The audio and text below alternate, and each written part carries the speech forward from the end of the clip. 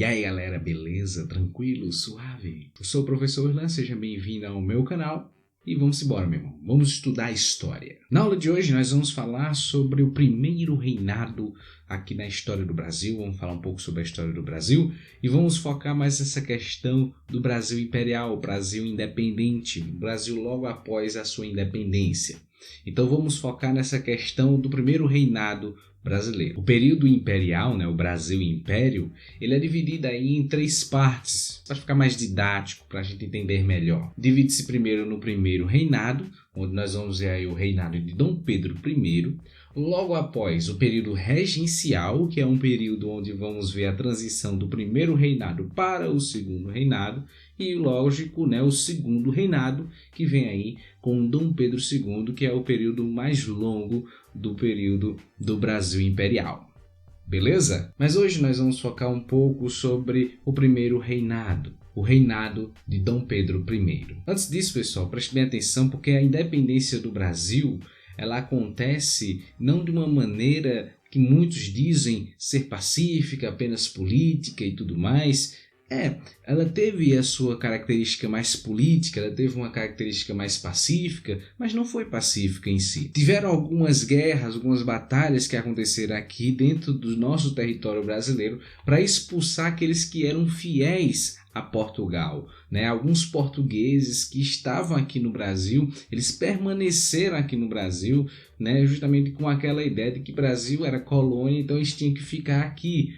E aí o que acontece? Os brasileiros entram em conflito com esses fiéis portugueses e começa a batalhar contra eles, cara. Então houveram várias batalhas em várias províncias brasileiras. Nós podemos citar aí as províncias da Bahia, do Piauí, do Maranhão, do Grão-Pará, do Ceará e também da Cisplatina, que era uma província ali onde hoje fica o Uruguai. O Uruguai já foi território brasileiro, se vocês não sabem. Na Bahia nós tivemos a Batalha de Pirajá, por exemplo. No Piauí e no Ceará nós tivemos uma batalha chamada de Genipapo. Enfim, houveram vários conflitos aqui nos territórios brasileiros que é interessante a gente analisar, pensar dessa maneira, que não foi um acontecimento pacífico onde todo mundo aceitou essa independência de boas e tranquilos. Não, teve seus processos violentos, teve suas batalhas, teve as guerras aí pela independência. O primeiro país a identificar o Brasil como um país independente foi os Estados Unidos, América para os americanos. E aí é o lema da doutrina Monroe,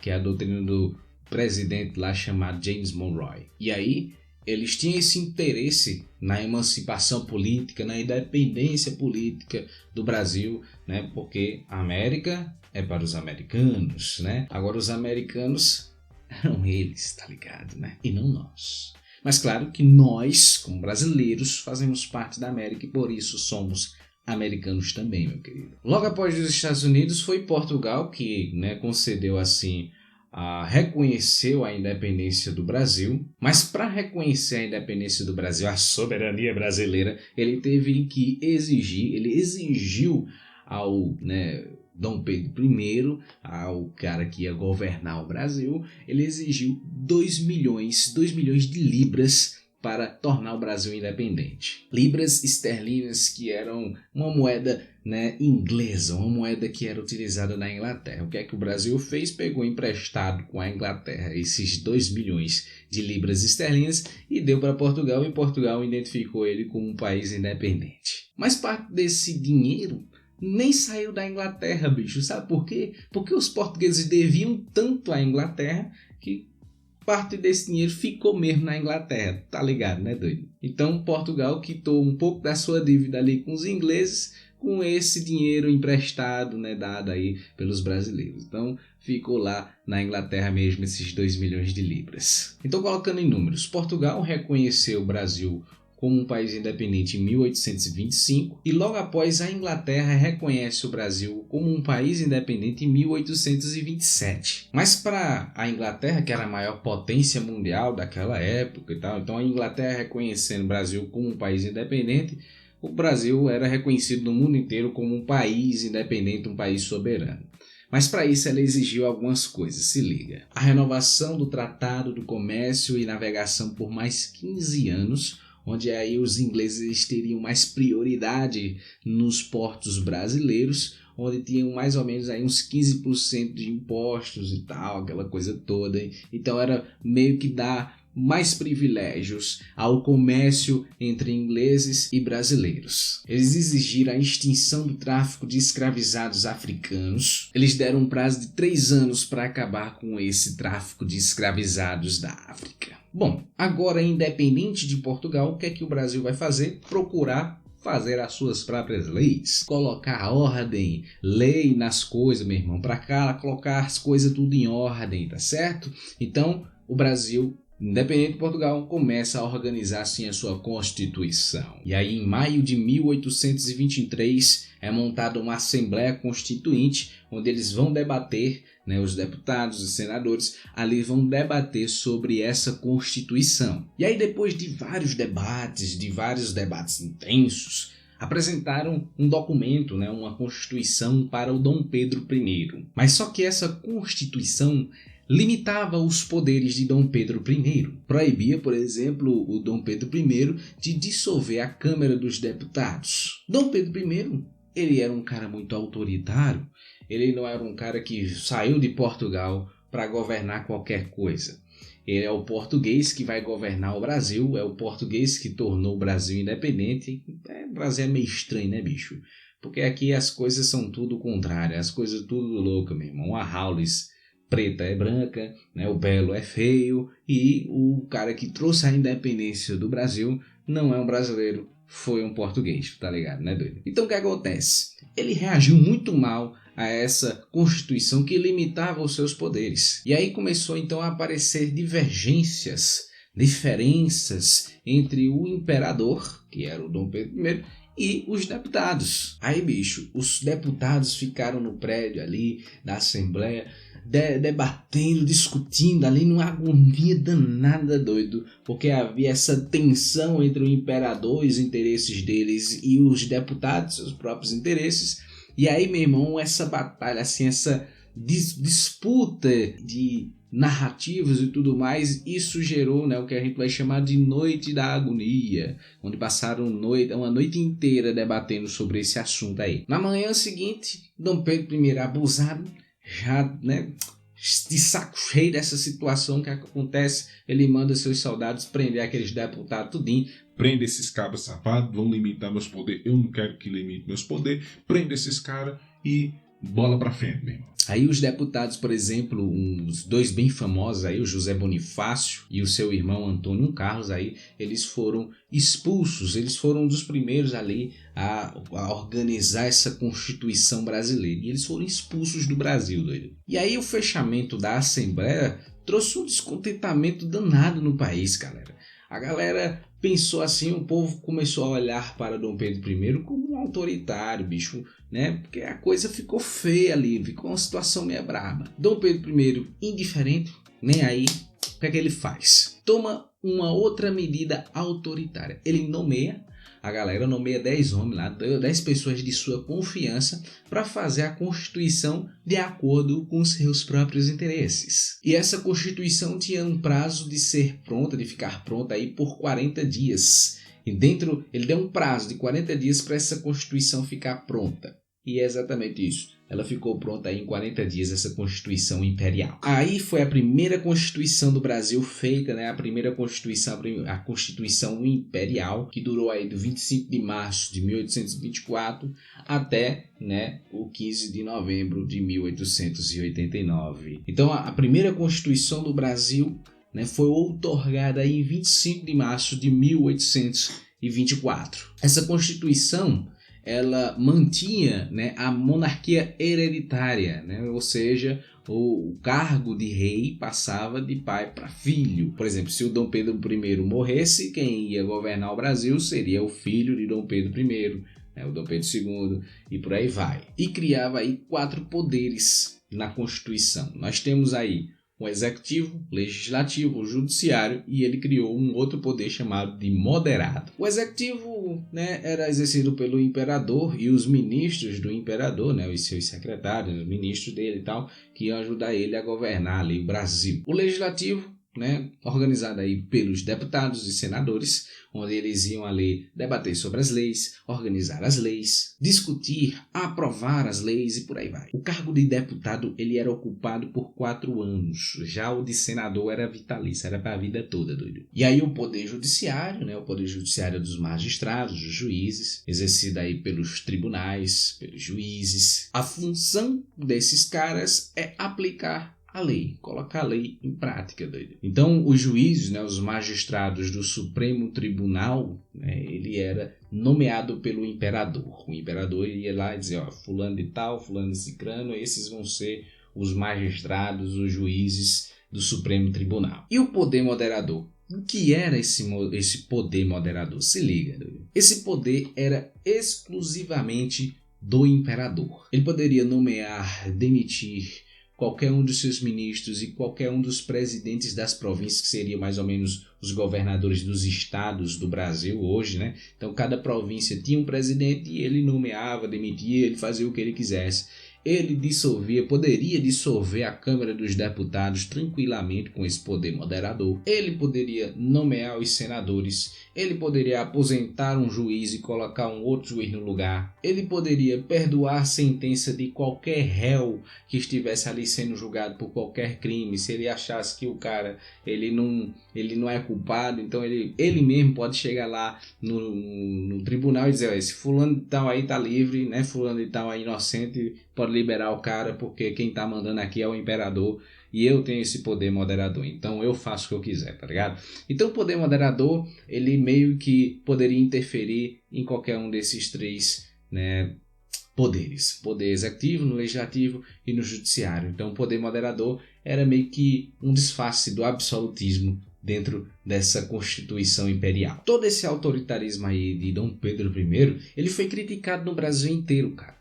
Porque muitas vezes assim foi romantizada a figura de Dom Pedro I e a galera vai vendo Dom Pedro I como o libertador do Brasil, como o herói do Brasil, né? A República tratou muito bem de deixar o Dom Pedro I como o cara que trouxe a independência do Brasil. A gente não pode ser isso, claro, mas ele não foi, né, um bom governante para o Brasil. Ele foi um cara muito autoritário, bicho. E a Constituição Imperial, ela tinha características absolutistas, apesar de mostrar que tinha esses 3 poderes, mas tinha esse 4º, que era a mesma coisa de que não ter os 3 poderes, né? Só precisava ter esse poder moderador e acabou-se. E aí, criticando essa questão do autoritarismo de Dom Pedro I, lá em Pernambuco, bicho, uns jornalistas se reuniram ali, velho, para criticar esse autoritarismo de Dom Pedro I. 2 jornais de Pernambuco, bicho, criticavam pra caramba esse autoritarismo. Por exemplo, o Sentinela da Liberdade, do Cipriano Barata, e o Tifes Pernambucano, de um cara chamado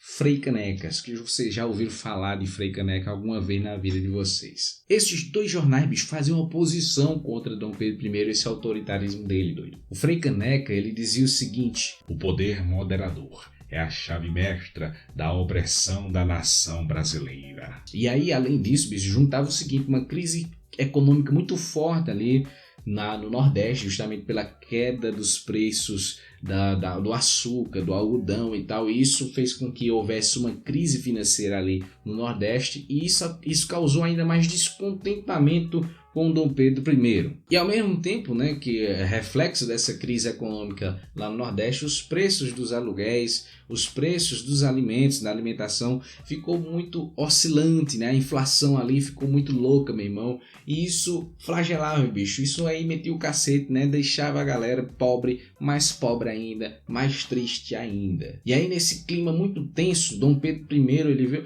pô, cara, o presidente de Pernambuco, né, o presidente da província de Pernambuco não tá fazendo nada, bicho, para acabar com essas coisas e tal. Vou demitir esse doido. Então ele demite o cara que era o presidente da província de Pernambuco, e aí, meu irmão, começa um avalanche de revoltas ali em Pernambuco. Os pernambucanos ali reagiram contra essa atitude autoritária de Dom Pedro I e, né, eles se desligaram do Império, proclamaram a República de Pernambuco, ou seja, eles proclamaram ali uma república em 2 de julho de 1824, novamente, né, Pernambuco fazendo a sua história, que em 1817, né, já vinha com aquela questão da Revolução Pernambucana, de tornar o Pernambuco em país, e aqui ele de novo, né, Pernambuco, né, junto com outros estados ali, se reuniram para acabar com esse autoritarismo de Dom Pedro I. Essa jovem república, essa república que foi formada,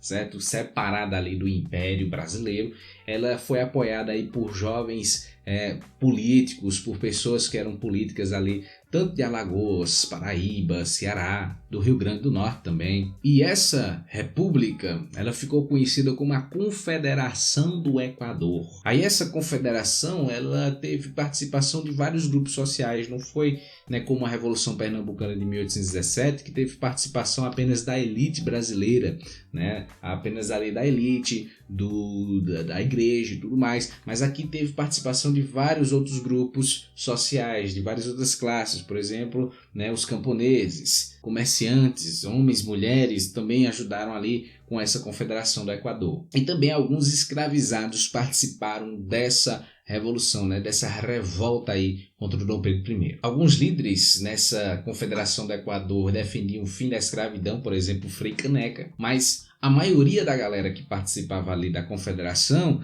né, que participava dessa república, a maioria deles eram escravistas, queriam a permanência da escravidão. E isso fez uma divisão do grupo, né, e mais uma vez a gente observa que um grupo, quando ele é dividido e não há união, né, não há unidade ali desse grupo, a galera começa a ficar fraca, o movimento começa a se enfraquecer quando há essas divisões. Então, por exemplo, os grandes proprietários de terra, os fazendeiros das grandes fazendas e tal, assustados com essa ideia do fim da escravidão, eles começam, né, a deixar de lado essa revolta, essa separação que ia acontecer aqui em Pernambuco. E aí, para reprimir o que estava acontecendo aqui em Pernambuco, o Dom Pedro I ele começa a pegar emprestado 1 milhão de libras esterlinas lá da Inglaterra novamente, né, pegando mais dinheiro emprestado da Inglaterra, ficando muito mais dependente da Inglaterra de novo, né, para então combater o que está acontecendo aqui em Pernambuco. Então, com esse dinheiro, ele organiza aí uma poderosa força militar para combater os caras que estão aqui, né, lutando, né, pela independência de Pernambuco, pela Confederação do Equador. Embora os rebeldes, né, essa galera, não tivessem navios, não tivessem tantas armas, eles resistiram, essas batalhas aí, eles resistiram essas forças armadas por 2 meses, cara. As forças imperiais e principalmente os mercenários britânicos, né, os mercenários da Inglaterra, que vieram da Inglaterra para combater aqui no Brasil, eles cometeram violências, bicho, extremas ali no Recife, velho. Fizeram coisas assim desumanas, coisas que hoje em dia seria crime de guerra, matando diversos populares, né, diversas pessoas ali que estavam, sabe, sem armas, desarmadas, matando a galera a fio de espada, queimando, incendiando as casas. Mesmo que depois da guerra já estava vencida, eles foram lá e destruíram a cidade do Recife, meu irmão. Foi lá e fizeram o diabo a 4. E aí vários líderes rebeldes, né, vários líderes da Confederação do Equador foram condenados à morte. Aí tem um fatídico dia da execução do Frei Caneca, né, que é muito interessante a história aí. O Frei Caneca, ele ia ser, né, colocado numa forca, mas ninguém queria ser o carrasco dele, né? Ninguém queria lá puxar a corda para ele morrer e morrer estatelado lá, enforcado. Ninguém queria fazer isso porque ele era um frei. E a galera tinha muito medo disso, muita superstição e tudo mais. O que é que acontece? Dom Pedro I, temendo, né, que houvesse ali uma apuração, que houvesse um julgamento, porque ele foi preso e foi condenado à morte sem nenhum julgamento, né? Então, temendo que houvesse esse julgamento e ele fosse libertado, Dom Pedro I executou, né, mandou executar ele a fuziladas. Ele foi assim que o Frei Caneca morreu. É bem interessante a história. Aí essa brutal repressão contra a Confederação do Equador, bicho, manchou muito mais a imagem de Dom Pedro I no Brasil. Além de ter a imagem de ser o cara, né, o príncipezinho, né, que antes mesmo da independência do Brasil, Dom Pedro I era aquele boyzinho que vivia pegando as meninas de todas as províncias brasileiras, o Dom Juan do Brasil, o gostosão das tapioca. E depois agora você vê ele com uma imagem ainda mais suja por causa do seu autoritarismo. E além disso, né, além do seu autoritarismo, ele também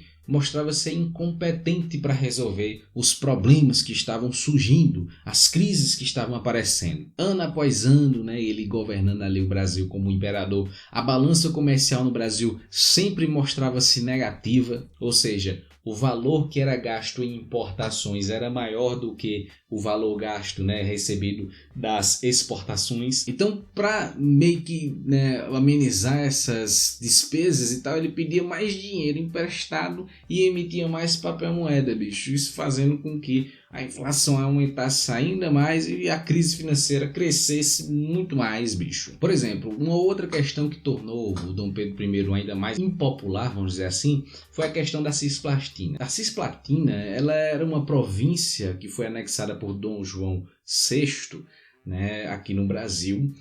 Só que essa província, ela tem uma cultura diferente, tinha uma linguagem diferente, um idioma diferente, eram descendentes de espanhóis, a maioria deles eram indígenas, misturados com os espanhóis e tudo mais, não eram portugueses de fato, não falavam português, não tinha essa questão cultura brasileira, vamos dizer assim.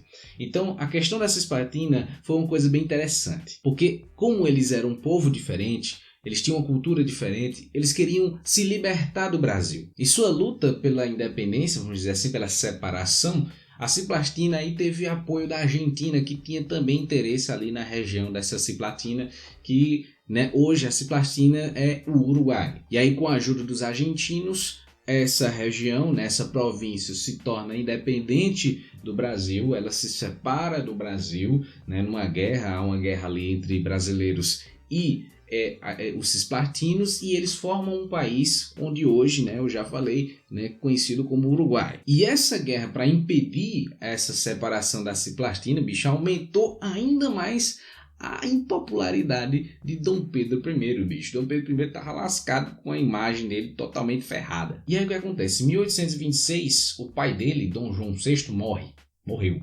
Lascou-se lá no Portugal. Deixou o trono dele, né, para o seu filho querido Dom Pedro I. Mas Dom Pedro I era imperador do Brasil. Como é que ele poderia ser imperador, né, rei de Portugal e imperador do Brasil? Dos dois ele não poderia ser, porque eram duas coisas diferentes agora. Não era a mesma coisa, né, ser governador do Brasil e governador de Portugal. Porque o Brasil agora é um país independente. E aí o irmão de Dom Pedro I, sabendo dessa situação, Dom Miguel, ele dá um golpe e começa a governar lá em Portugal. Dom Pedro I, né, com um bom português, ele não é brasileiro, meu querido, preste muito bem atenção nisso. Ele morava aqui no Brasil, mas ele não era brasileiro, era português, ele amava muito mais o seu território do que o Brasil, de fato.